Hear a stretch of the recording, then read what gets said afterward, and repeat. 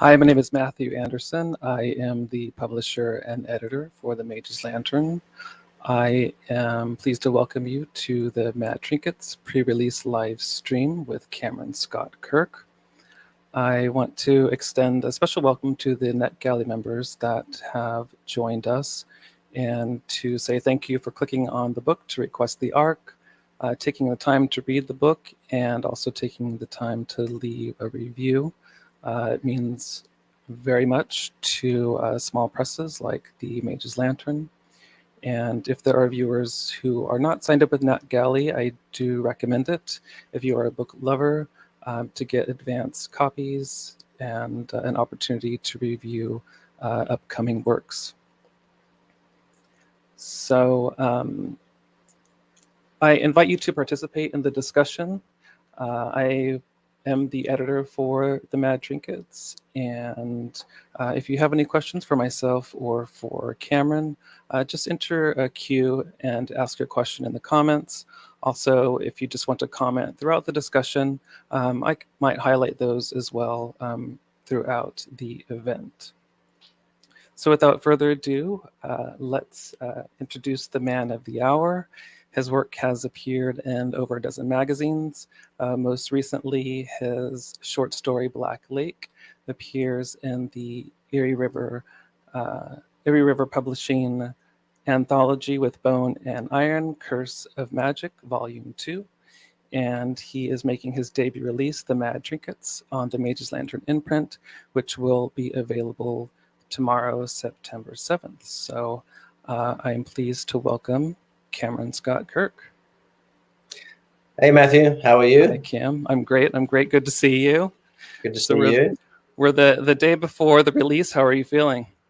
A bit nervous, I suppose. I just kind of, I guess it's like going over the top, a final charge. I just want it to be over with it, I guess, Let's see what happens. The waiting is the worst part, I guess. So, yeah, a bit nervous, but feeling pretty good, pretty excited. Yeah, so I know I received the manuscript in April of 2020. So now we're a year and some months out. So I know it's taken some time to get to this point, and sometimes authors have moved on to other prospects, other projects while they're waiting for their release to come out. But I do want to back up a little bit and just ask you to share a little bit about your writing background and really how the MAD TRINKETS came to be for you. Well, in terms of the writing background, it's not particularly long. I started writing short stories in 2016. So that was only 5 years ago. And I've always been a creative type person. My creative background is more in music. I played in a rock band for about 10 years, writing original music. So that was my creative outlet. I no longer have that. So I turned to another way of getting my self-expression out to the world, and that's writing short stories. It's quite a different procedure. Playing in a rock band, you get immediate feedback, and it's it's very immediate and very much automatic reaction. As you just mentioned, a book or writing short stories, it takes months or sometimes years before people get to see the finished product. So, but I started writing in 2016, a couple of short stories. My very first short story was accepted by an online magazine called Short Story Me, I think it was called. And I received an email about 3 weeks after the story was accepted from someone who'd read it and wanted to turn it into a short movie. And that didn't eventuate. But I remember thinking at the time, wow, my first story is accepted. Someone's going to make a movie out of it. This whole writing thing is pretty easy. But then, great disappointment. Yeah, the rejections, several rejections. For my short stories, and I began to realize that it takes a while to carve out a career in writing. So I'm 5 years in, but pretty happy with where I am at the moment. I've published about a dozen to 15 short stories in different formats, a couple of anthologies. Each one is an exciting moment, but nothing compared to having a book published. So for me, this is the next step in the writing career. And but in order to get here, I went through that, short story writing process, learning some skills. But I have to say, writing a novel is a completely different experience. And I think I've learned a lot more writing this novel. If I were to go back to short stories, I think I'd have better skills now. So, yeah, not much to talk about because it's such a short time span, I think, in terms of 5 years.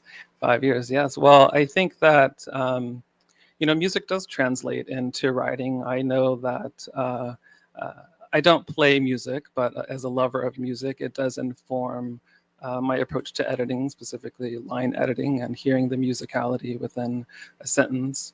And for me, reading the manuscript the first time around, one of the elements that really drew me to the work was just some really great passages. Like I usually have a quite emotional response when I'm reading work submitted, and a poem can bring me to tears. In this instance, the Mad Trinkets had me walking around my living room, shaking my fist in the air. There were just some passages that were really, really incredible. And you definitely had a sense of rhythm and understanding of language. And, and maybe that does correlate to the musical background as well. So as far as bringing the Mad Trinkets to life, where did that begin? Where did the idea begin for the Mad Trinkets? I have a process that I like to follow for writing any type of story, and particularly for novel. I find that most people, if left to their own devices, if they're asked to create a plot line, for example, with the beginning, middle, and an end, and many writers will know this, it's very easy to slip into cliches or things that have been done before. It's a very difficult task to come up with something that's fresh or original or different if you're just trying to do it by the numbers. So what I do, and what I did for this particular novel, was I took a number of scenes. I think it was 5 scenes that I had in my head. One scene was when Rebecca is running along the beach at the beginning of the novel, and there are 2 riders watching her being pursued by soldiers. This is one example of an image that I had in my head, an image. And I thought it was a nice image, a nice, if you were to freeze frame that, it would be quite a cool mise-en-scène type image, So, and then I pulled another few images that I've been having in my head for several years. And I ended up with 5 or maybe 6 different scenes, but they were not related together. There was no story as such. And to me, the real magic happens when I tried to put them in a logical, or put them together in a sequenced narrative. Now, that's not easy to do when you take 5 disparate scenes that have no relationship to each other. How do you link them all together? But that's where the magic happens. And then I'm actually forcing myself to go beyond what I might have come up with on my own devices, if you understand what I mean. So now I'm having to think outside the box a little bit and say, well, how do I link these scenes together? And one thing that came to my head was that there were certain objects that each person was carrying with them, and other people wanted those. So basically I think I'm a very visual person in my head. When I daydream or when I read a book, I have these images pop into my head, or even listen to music, I get these images. So I just tried to stitch them together, and it was quite an awkward process. But by doing that, as I mentioned before, I'm actually forcing myself to go outside of the first things that pop into my head. So that's how I did it. I just got some very stunning visual images that I thought were interesting, and tried to artificially mash them together and see what came out of that blender, if you like. And what came out was the Mad Trinkets. Right.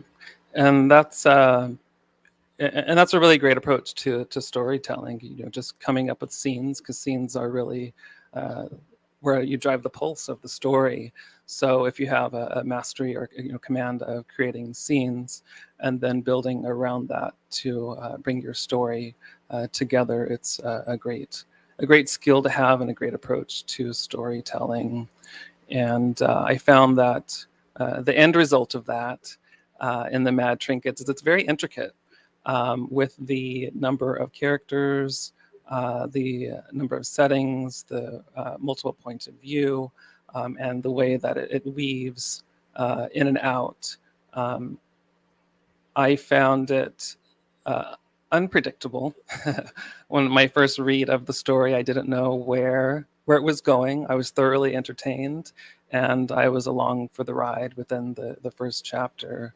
So one of the things that I really appreciated was your ability to create and craft characters. Do those come along? Well, I guess they come along when you're creating or visualizing a scene, but how do you know which characters will work together? Do you plot it out to create this kind of elaborate tale? The characters, I mean, for me, I'm a character-based writer. I think it's always the characters first. And that's when I read, as a child, I was fascinated by Batman, for example, Spider-Man, and all the superheroes. But Batman in particular was a very dark character. And I think that's influenced a lot of how I think, and almost like storyboards and comic books. I see that, so I write that out. But the characters themselves, I do have a concept when I create a character. I talk about something called a conflict quotient or a conflict potential. What I mean by that is when you create a character, how likely is this character to create conflict with another character? And as we all know, that in a novel, if you don't have conflict, you don't have much. Right. Or a short story, you need conflict. So I'm basically creating characters that are going to have conflict with other characters. So the more conflict potential a character has, the more likely I am to introduce that into a story. And then the story basically that character will kind of take on a life of their own. So I do think about characters that are going to upset other characters. Right. Characters that are dislikable, or characters that are likable in one way but are short-tempered in another way. I mean, I think when you're writing a novel or a book or story, it's really important that even the good guys don't like each other at times, Right. Even the good guys have friction with each other in that group. If you don't have that, again, you're missing out on potential conflict. So basically, if you think about a room with two characters in it, you want those characters to have as much conflict as you can with each other. So you're not going to put two people of similar tastes or people who are identical in that same room. So I look for characters that are melodramatic and larger than life. That's what I grew up appreciating. Right. Darth Vader, Han Solo, Batman, larger than life, colorful characters who rub people the wrong way, perhaps. So yeah, the more melodramatic, the more the better for me. And also, as I mentioned before, they have to have a massive potential for conflict. So, and a lot of the times I'll start out that way, and that character will take on a life of their own later on, and I'll add stuff to the character. But if you don't have a character that's got a potential for conflict to start with, you don't have much in the end, I think. So right. Basically trying to create as many disagreeable people as I can, throw them into a small space and see how they react with each other. Right. It's a bit like, have you ever seen the old TV show Robot Wars or something? I can't remember how it works. You construct your robot. Right. The other I've seen excerpts. Yeah. Right. And clips of it. Stick them in the arena and see which one comes out, So it's all about the conflict. So that's kind of what I'm doing. I'm creating these automatons who are going to bump into each other. But the more prickly the character, the better. Right. And we'll go a little bit deeper into some of the characters, but they are really rich and varied very much like the setting that you've placed them in. In White Cloud, there's extremes in character, there's extremes in setting, and I'm sure mixing and matching those is part of the development of the story as well.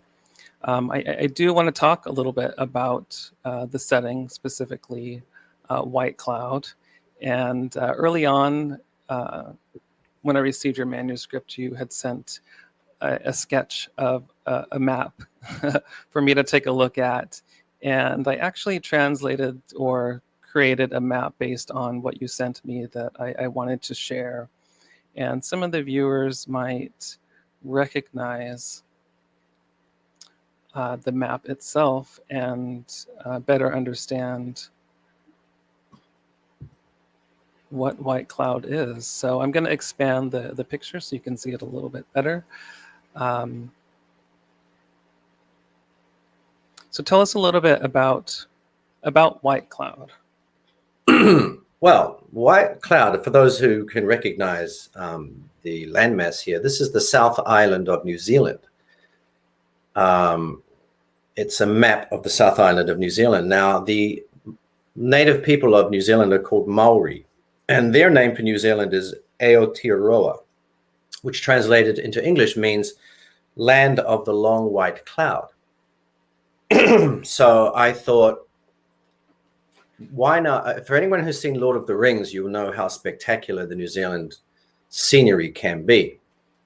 And I thought it would be interesting if I were to take advantage of the natural scenery of New Zealand and some of the geographical features in a novel. So what I've actually done is I've just taken the South Island of New Zealand, called the country White Cloud from the Maori name, and the provinces, Canterbury and Otago, are real.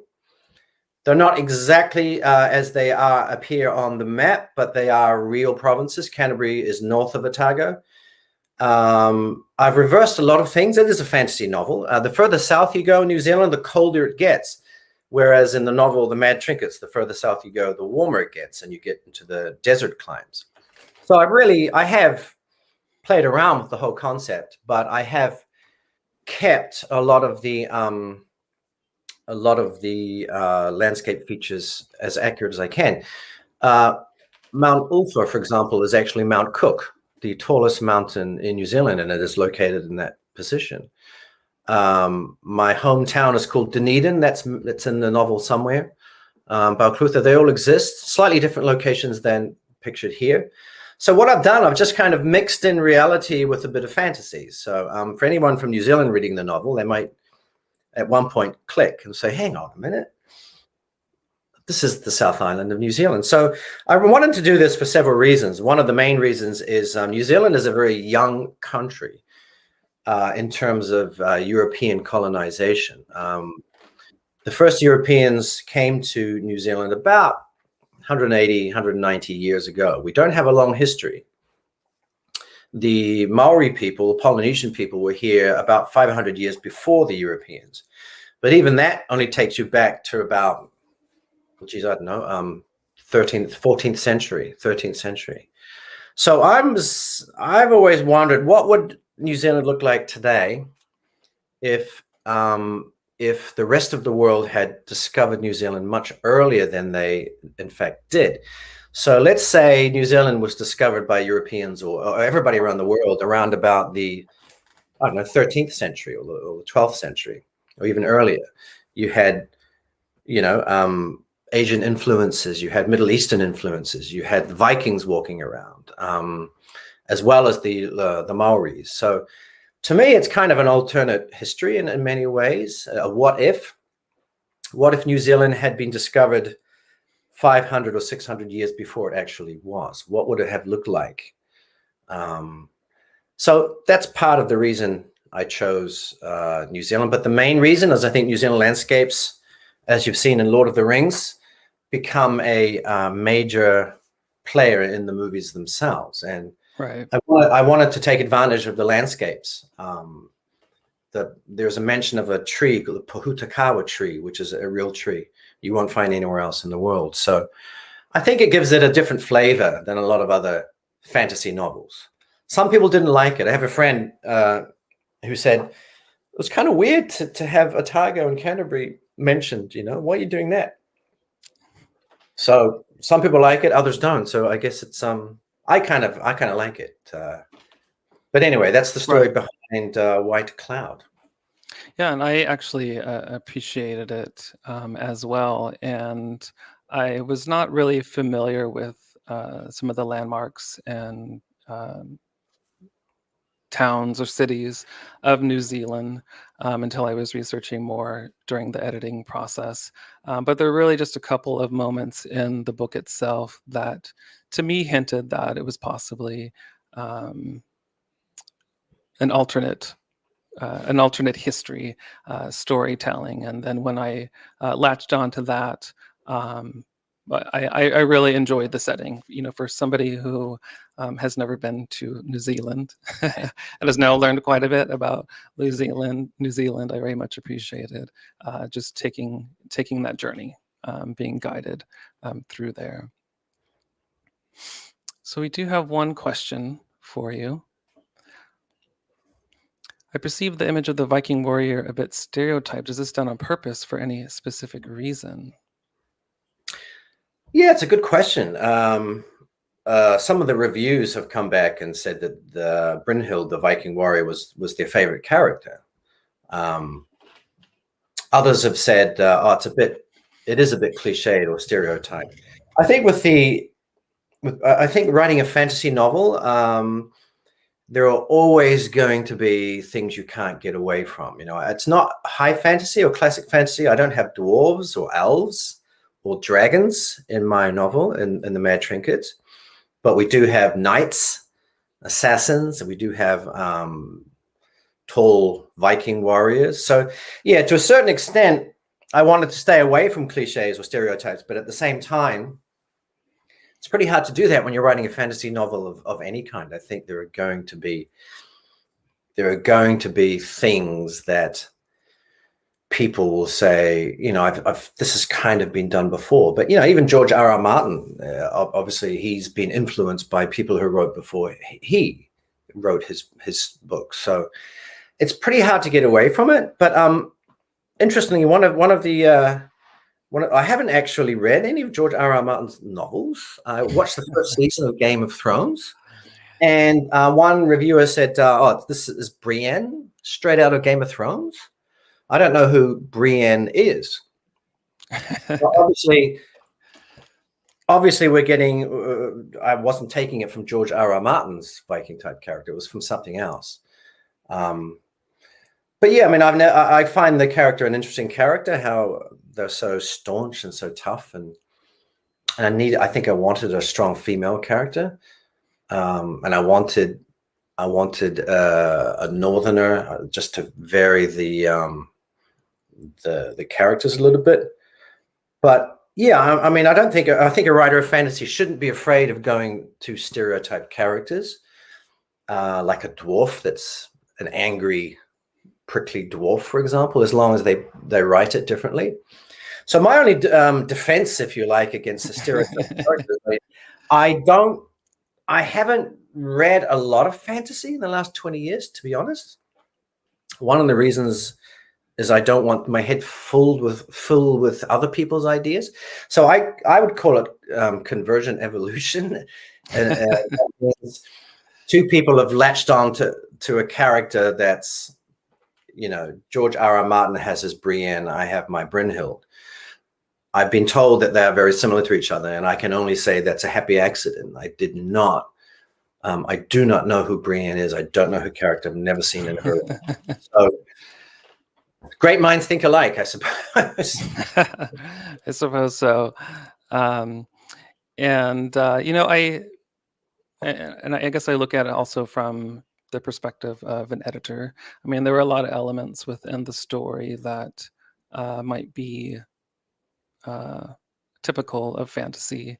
When looking for new manuscripts, I was not wanting a medieval style of story. So this surprised me in ways that reminded me not to close the door. I may not want to see something, but if something comes across, my email, a submission, that to give it a shot.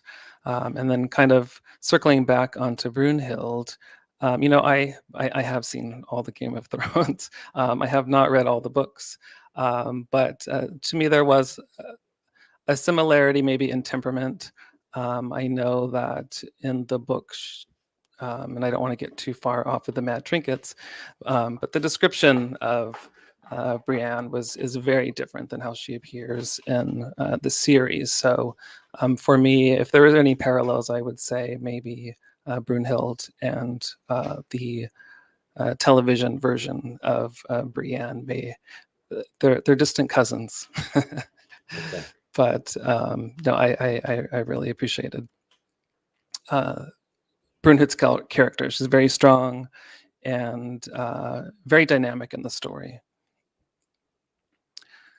So let's talk a little bit more about some of the other, the female characters. We started out with Brunhild, and one of the intriguing characters that is in the book is Amal, and her story, rather tragic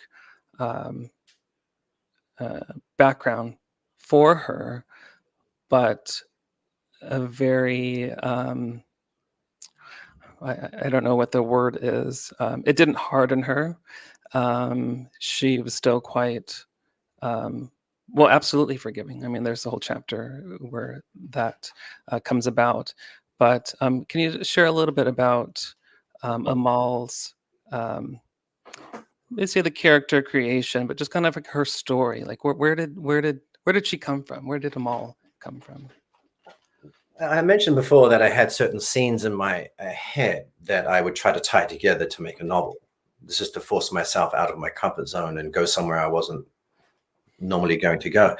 One of the scenes I had in my head, or have had in my head for years, since I was about 17 years old, was a scene where a young girl helps a warrior who is badly injured, heals him, and then he basically walks out on her, and she's following him along until she collapses, and then he comes back and picks her up and goes off into the desert. That's something I've had in my head for over 30 years. Where that came from, I don't know. It's a daydream I had one day. I like the idea of it. I like the idea of this very silent character who displayed no indication that he was going to help her until the final moment when he did, and there's that, oh, thank God he's helped her. But I just found that a very strong image. So Amal came from that. And then how to tie her into the novel, I think she's the flip side of Rebecca. When we suffer or when we are victimized by circumstances or we are hurt by people, there are two ways to react, obviously. One is to seek vengeance, to hurt back. That's Rebecca. She's quite prepared to stab everyone in the eye who gets in her way. Rightfully so. She's very angry at the death of her father, so she wants revenge. The flip side of the other way of dealing with it is forgiveness, of course, is to forgive those who've trespassed against us and to move forward. Not easy to do. Personally, for me, I'm much more on the Rebecca side. If I'm wronged, I will seek to lash out. I'm not going to cheat.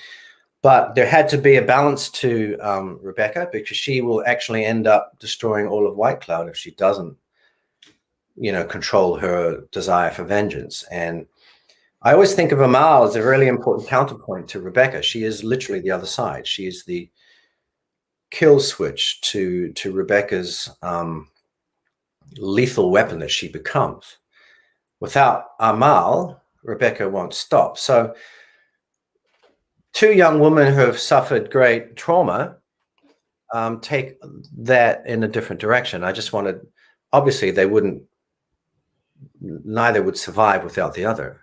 They kind of need each other in the end. Right. Well, Amal was always going to be a character who represented in many ways. She's more of I think she's as much as an ideology as a character in a way. The whole side of forgiveness. So right. So she started out as just part of a daydream I had many years ago, in a very visual scene that I had in my head, and then she ended up in the novel. Again, I had to tie them in because, as I said, when I started writing the book, I didn't know Amal was going to be in the book until I got to the chapter where she appears, and I'm really doing everything by the seat of my pants, to be quite honest. Really. I had no idea where the novel was going after the first chapter. I just had these interesting visual scenes. But she's very much the counterpoint to Rebecca. There are two clearly different paths we can take when we suffer tragedy and trauma. So she was the other path. Right. And no less strong. I mean, they're both strong characters. They just responded differently. And I appreciated that. And I know that my reaction at one point when Amal's interaction with Jasper, and I think it is the chapter Forgiveness, and spoilers if you haven't read it, when Michael hands her the knife, and she has a moment of decision on how she can act. As a reader, I was ready for Jasper to go out. I mean, that was my response. And then when she acted with forgiveness, that took me back as a reader, and then it's kind of as my personal experience. And so maybe I kind of side with Rebecca as well. But I appreciated that moment of forgiveness that Amal displayed, and I reacted in a way that made me kind of consider my own feelings in that moment. Whether I agreed or disagreed, it didn't matter, but it prompted some analysis for me. So I appreciated that. So let's circle back to some of the other characters, and let's start out with the madman himself, Mr. Tristan. So I loved Tristan. I found him entertaining, a little campy at times,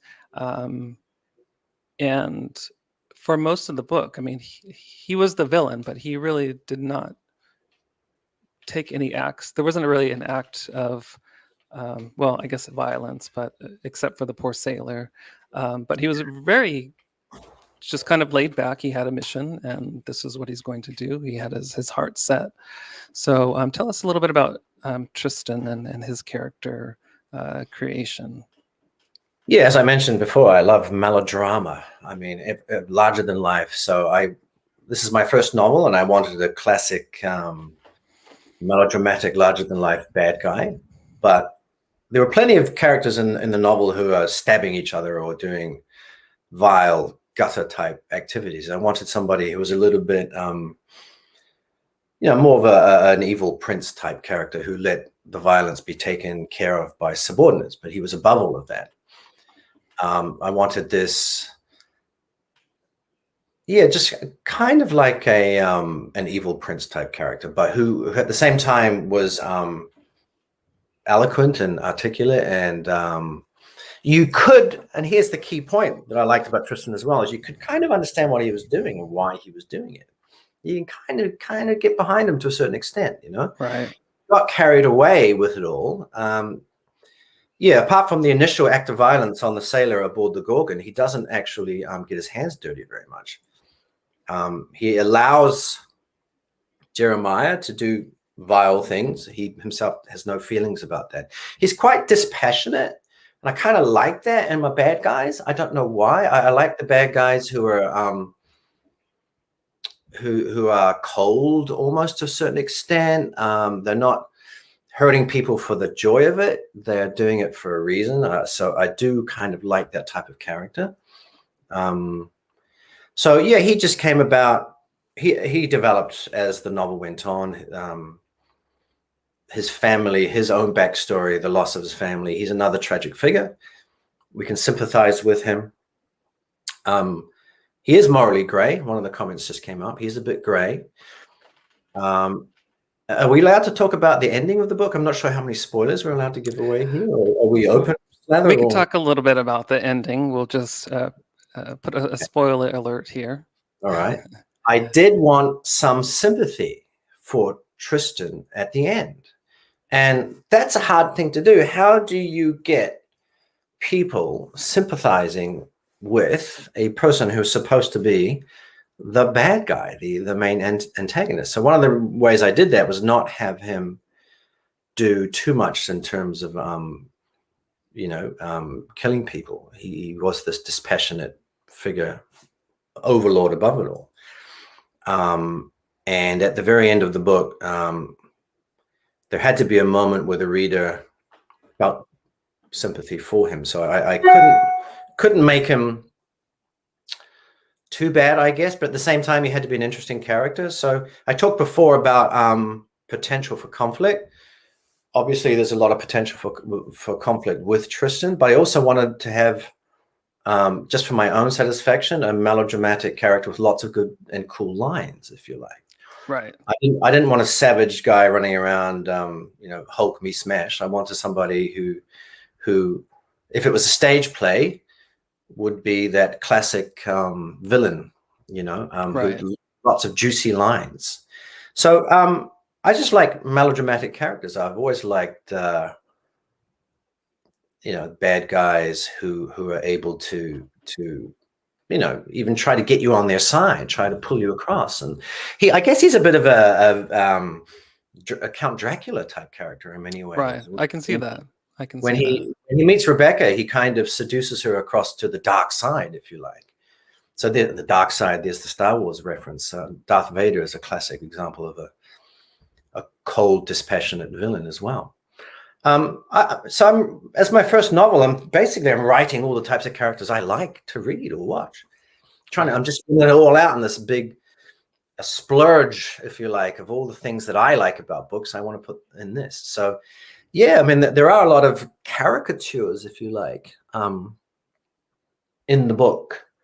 So he's just another one. I wanted the evil prince, the Count Dracula. I wanted the creepy guy in the long traveling cloak with the hidden face. I wanted the mystery at the start. I wanted all of that. Right. Yeah, he's a conglomeration of all the best bits of the bad guys that I've enjoyed reading and watching over the years. Yeah, and I think back to when Tristan and Rebecca interact, or when they first meet, and how you're describing him kind of like this as this Dracula-like figure. And I actually think about this scene just randomly throughout the day sometimes, when he says something like, can you let, but I don't know if he says, can you let madness or can you let vengeance, take hold of you? And she's like, yes. And then his response was, of course you can. That response was just so, it was so chilling and arrogant, and it was just very Tristan. So there are a lot of moments like that where he's very villainous, but like you said, eloquent and just very mysterious and intriguing. So let's take a look at or talk a little bit about one of the minor characters, and probably one of the more controversial characters in the book, Seraphim the Phallus. And I will say that upon my first read of that, it was quite shocking to me. And I had some concern how he might be received, because he does play a big role in the book, though he only appears maybe three times. But can you explain a little bit about Seraphim and his role? Yeah. First of all, I was a little bit surprised at the reaction of a lot of. I've got one did not finish, right, and that was basically was too much for this particular reader. A lot of the other readers in their comments have also mentioned, gee, I nearly didn't make it past that, but I did, and I'm glad I did, but I was nearly threw them out of the book. I did not set out to I guess I didn't set out to shock people or gross people out. In fact, when I was writing that character, I was kind of intrigued by his madness. He is probably the most insane character in the book. Doesn't seem to have any rhyme or reason for what he's doing. He has no real desire for ambition or to, as Tristan does. He seems to be caught up in his own ego, I guess. But I find a lot of, if you count number of deaths in the Mad Trinkets, if you have count the number of it's actually pretty low compared to a lot of fantasy novels. A lot of fantasy novels will open with a war scene wherein 500 men are dying on the battlefield. I've always found that true horror or is not on a large scale. It's almost as if the brain cannot comprehend large amounts or numbers. It becomes an abstract concept. Violence and horror and gore are much more visceral on a very personal level. That's why I started the book with Broadford Higgins basically delving through the guts of Malcolm Dewar hanging on a gibbet. That's also kind of a shocking scene where he's carving up a man's insides, looking for something. Right. But it's one man is already dead. There's no murder. But it's a very intimate, and therefore, because it's intimate, it probably has more of a shock value than 500 men being swept away by a magic spell on a battlefield, if you understand what I'm saying. Right. So, yeah, I wanted a bad character. I mean, there are levels of badness. Broadford Higgins comments on it at one point. Evil is a spectrum. Being a bad person is a spectrum. It's not a switch on or off. Right. And he thought that Jeremiah was further along on the evil scale than he was. I would put Seraphim right along on that scale as well. Right. I wanted a visceral reaction in the reader, and it sounds like I've got exactly what I was after. Right. I wanted people to say, "Geez, this guy is he's totally insane," and he later on becomes a real threat to Amal, and which allows Michael in turn to become the true hero. So they're all connected together.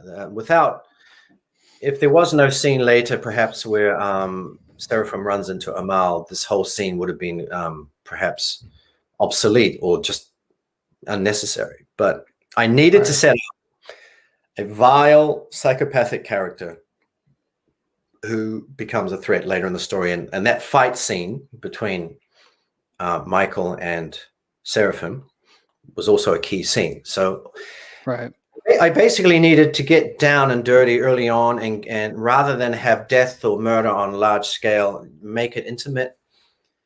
The way he goes about murdering the prostitute, when I was writing that, I didn't think too much about it. I was I was writing, and my writer part of my brain is thinking, oh, that's kind of cool. How many characters in fantasy novels murder somebody literally with their phallus? That doesn't happen very often, does it? Okay, that's something. And then, of course, later on, when I'm getting a reaction from people, I'm like, oh yeah, maybe that's just quite shocking.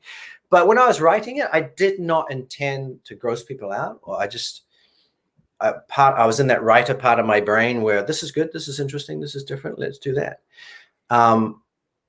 And it's only now, looking back on the reaction, a lot of people are offering in their reviews that I'm kind of nodding along saying, yeah, that is pretty gross, isn't it? Did not intend to do that so much. As I said, I wanted a visceral reaction. I wanted a psychopath. I wanted a crazy character to show that the trinkets do drive people mad, but there are different levels of insanity even within that. And he's on one end of the scale. So I did not, as I said, didn't set out to say, right, how can I gross people out? I did want a reaction. I wanted another bad guy. Right. If you think about Tristan, Tristan's the bad guy in his head. He's this brain. Seraphim perhaps is the body, the pure ego, as opposed to the super ego of Tristan. He's not detached. He's very much in the moment with his own self. So, yeah, I mean, Freudian theory of the ego and the id, I should say. Seraphim probably represents the id, the basic primal instincts. You know, do what you want, care about the consequences later, or don't even care about the consequences. So yeah, I wanted a very body-driven character, Right. A primal character, a psychopath. And I know a lot of people don't. Shortly after I finished writing the book, I was watching a YouTuber online, and one of his major complaints was fantasy was this. He said, complaint number 3, why is it always violence against women that highlights how bad a character can be? Why does it always have to be this bad guy has murdered a woman, therefore he's the bad guy? So that's true. I guess that's a cliche as well, isn't it? A stereotype. A lot of people are thinking, how do I make this guy a bad guy? I know, I'll have him kill women and children. Then clearly he's a bad guy. I think it's a little bit more than that. In the case of the Mad Trinkets, he represents what the Trinkets are doing to this guy. He's gone deep into the madness. But I don't read a lot of, as I said, I don't read a lot. So a lot of the times when I do read something after I finish my own novel, I'll read something in another novel. And I'm like, geez, that was in my novel. I'm glad I wrote my novel before I read this, because I can't be accused of ripping somebody off, you know? Right. You know, right. But yeah, no, I want he is a shocking character. But there you go. I think one of the reviews I do like from, I think it was the Kirkus review, said a buffet of iniquity. I think was the term. There are a lot of bad guys to choose from. I like that. So there's another example of a classic bad guy. Right.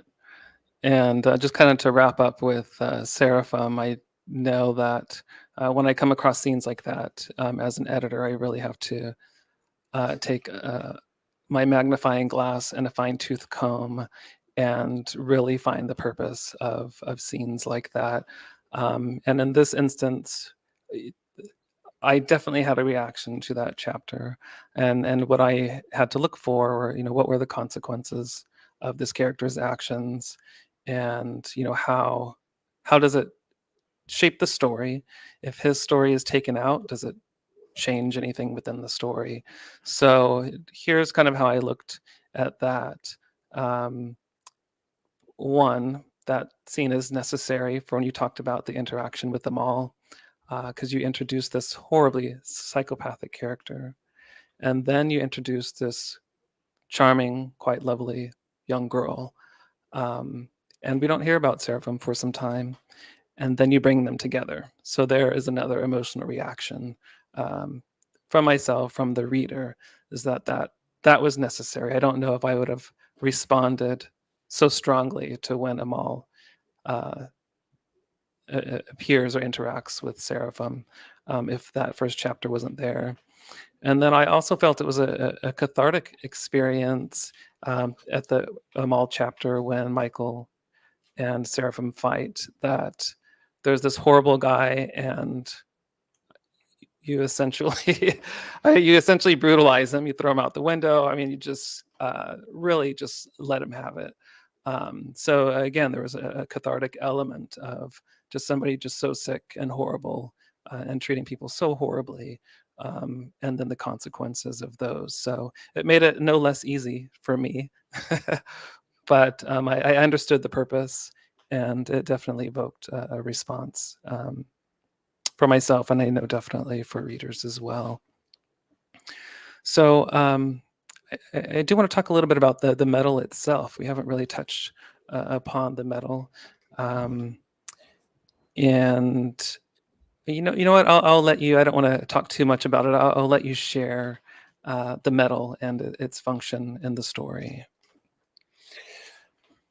There are two ways of looking at how the sky metal affects people. There's the Lord of the Rings theory, in which it's an all-corrupting influence. Anybody who carries it around, just like the ring in Lord of the Rings, is going to end up evil sooner or later. The other theory is that the metal will bring out what is inside of you anyway, your true nature. If you're a psychopath or a sociopath even, or an angry person, these things will be accentuated by the metal. If you have no true dark side, but who doesn't? If you have no true dark side, you won't become a darker character. It won't have that necessarily have that effect on you.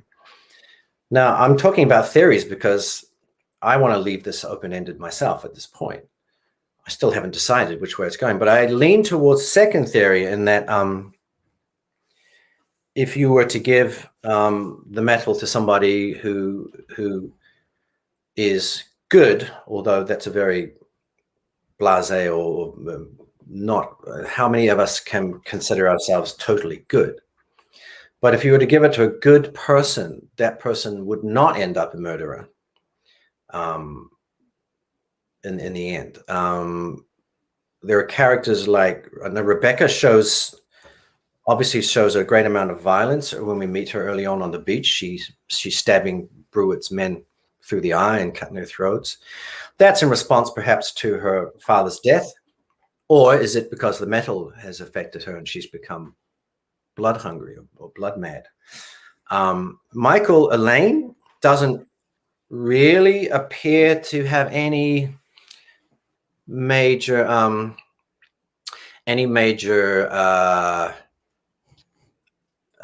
problems. He's not evil at all. He doesn't murder anybody. He does show when obviously he's killed people. He's a soldier.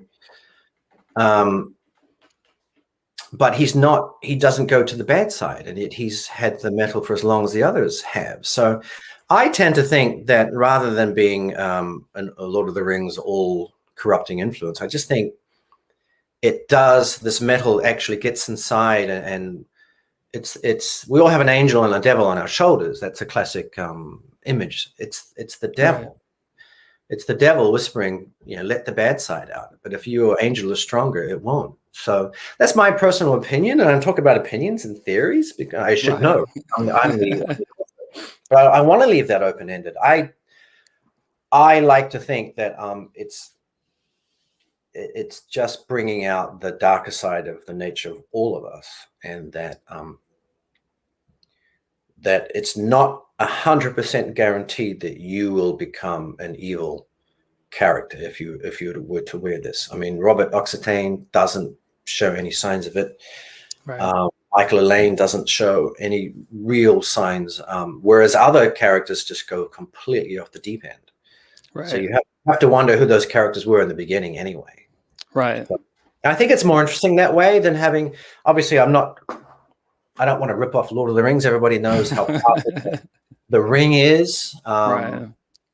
So for me, it's more along the lines of just bringing out what is already within each of us. Right. Closer to the Force, I suppose, in a Star Wars type sense than a Lord of the Rings ring. So that's how I interpret it. And I kind of, for now, I'm sticking with that story. and I agree that I think it's pretty open. I know I have my own interpretations. I won't go into it here. Some align with yours, but my analytical mind is always trying to piece elements together. So I like that open-ended magic system, if you can even call it a magic system. It's it's much more chaotic and unpredictable than a system would imply. So I don't think of it as a magic system. It never occurred to me it was a magic system. Right. And it's actually a spoiler alert. It's really just a very small element of sci-fi of where the metal comes from, which I appreciated, and it was unexpected. So I found that interesting, that this alien metal, if you want to call it that, and of course it would be unpredictable and chaotic. It's, you know, from another world or another planet, as or another star, as Broadford would say. So we are approaching the hour mark. I wanted to just see if there are any more questions out there. We do have one from Kristen for you. Mad Trinkets opened a whole new world of future complex storylines in White Cloud and beyond. Are you finished with book number 2? Plans for books 2 to 10? Yeah, book 2 is done pretty much. Set in White Cloud as well. That's just in the final stages now. Should be done by the end of this month, I hope. As a book up to book 10, well, we shall see how. I think there's going to be a certain point where I've probably wrung everything I can out of White Cloud. But yeah, interestingly, the world does have future possibilities. I mean, I think the key here is that the metal exists and will go on existing for several. You know, I could even write a novel in urban fantasy, and what if someone were to come across the metal now? Right. There's a lot of potential. The metal itself becomes the key player. How does it affect different people? But I think in the end, it's always going to end up as the same type story. The metal twists certain people, and the good guys have to stop the bad guys. So I think there's a shelf life for all concepts. I'd like to do maybe my dream would be a trilogy, three books, kind of loosely connected. I'm not sure if I'm allowed to give any spoilers for the second book at this point. Maybe I won't. I'll leave that. I would hold off. Yeah, it's loosely related. Let's just say that. But I'd like to get to 3 and then maybe go somewhere else and do something else. So I don't know yet about that. I'm not sure. But yeah, 3 would be the ideal number for me. Good. So before we close out, I did want to talk a little bit about the cover art, and then I'll have you read an excerpt from the Mad Trinkets, and then we can wrap up our call. We are doing a giveaway for this viewing, so I know we have a couple of people on here. And if you want to send me an email at themage's lantern, and I will get those out to you. So let's share the cover art. I want to talk a little bit about the artwork and give the artist credit where credit is due. So let me share the full image of the artwork. So the cover art was done by Jody Muir. She's based out of the UK. And I knew immediately that I wanted to contact her to see if she would be interested in doing the cover of the book. I had actually used one of her images on the 4th issue of Nilix, A Book of Magic.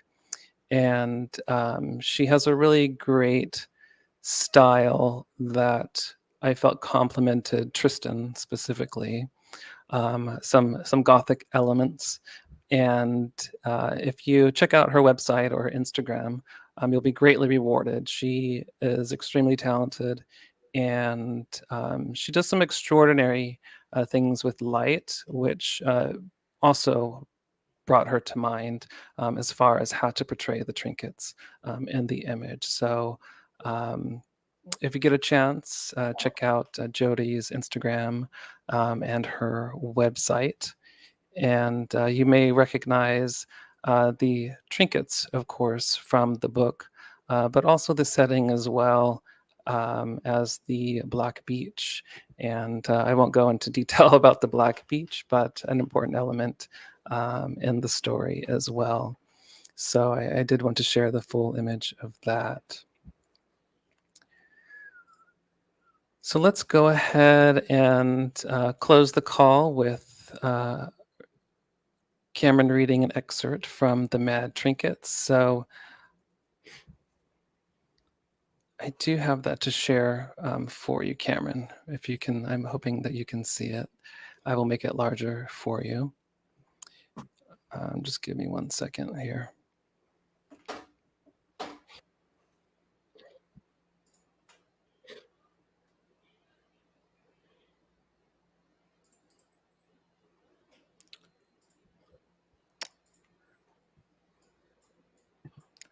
All right. So you wanted to start at actually the second part, right? Yeah. I've actually got it on my computer. I can just read. Okay, great. You can scan down for everyone to read if you like. So it's the last scene, starting with Brynhild Grimsdotter. Was an outstanding example. That scene there. Before I read that, I'd like to say I now have newfound appreciation for professional narrators, because it's not easy to read something like this out. You get the same feel that the professionals do. I'll give it my best shot, though. Yeah, that's the one. Okay. Here we go. Okay, just before I start, make sure I'm there. Okay. Brynhild Grimsdotter was an outstanding example of a Norse warrior. She was tall, blonde, fearless, and at almost 6.5 feet, taller than every one of the 500 monks in the Yellow Abbey. The butter-robed ascetics gawked as she strode through the hallways of the monastery, their mouths hanging open, eyes staring wildly. "What's the matter?" she smiled. "Never seen a woman before?" As a matter of fact, some of them haven't. Abbot Hugh Gilbert stood in the center of the courtyard with his hands in opposing sleeves, and at his side, Brother William Barding mirrored his pose. Brynhild came to stand in front of them and folded her bare muscular arms. "What kind of man has never laid eyes on a woman?" "A monk, I would suggest," the abbot responded. William made the introductions. "Brynhild Grimsdotter, this is Father Abbot, Abbot Hugh Gilbert." The Norse warrior looked down at the sturdy administrator. "Father Abbot, Abbot Hugh Gilbert, I am pleased to meet you, and I thought we Northerners had long names." The abbot laughed politely. "You may call me Abbot Gilbert or simply Hugh if you wish. The Order of Yellow Scholars does not stand on ceremony." Without warning, the tall Norsewoman grabbed him in a bear hug and kissed his forehead. To his credit, he took the surprise in stride, neither drawing away nor flinching. The young monk stammered. "That's how Northerners greet each other in the North." The abbot raised an eyebrow and, able to breathe again, said, "I picked that up, Brother William. I also understand Northerners come from the North. You may remove that redundancy from your book." William shifted uncomfortably from foot to foot. The abbot continued. "Mistress Brynhild, have you rested? I understand you've been given rooms." "I'm fine." "The rooms are not to your satisfaction?" "The rooms are adequate, I thank you. I need no rest. I'll sleep when in the grave." The abbot looked at William and back again at the ferociously tall woman. "The stoic reputation of your people sits well with you." She shrugged her strong shoulders. "It's something my husband used to say." "Ah, and where is your husband?" The abbot regretted the question as soon as it escaped his lips, remembering too late just where her husband was. "Sleeping." The abbot cleared his throat. "Well, I'd like to thank you again for allowing the order to spend time with you. I personally guarantee that our young scribe here," the abbot waved his hand toward William, "will portray you and your culture as accurately as we can. It is a great honor for us."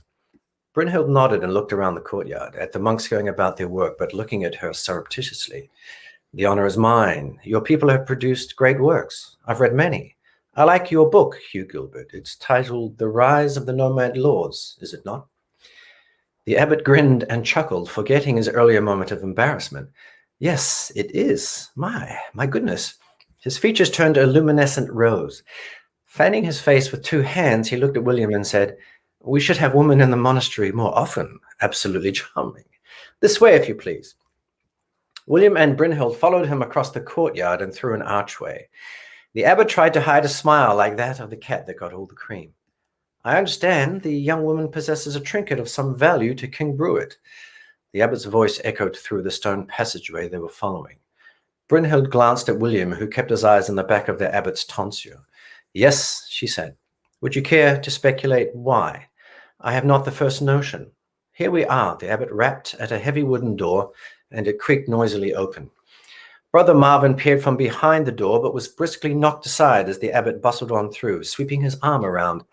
The library was large, the central space assigned to the copyists and readers, and the walls were lined with thousands of leather-bound books. An unkind soul might have said the library was an ostentatious display of wealth that was unbecoming of the monastic ideology. Abbot Hugh Gilbert would have responded that all knowledge was indeed wealth, but not all wealth was knowledge. So there.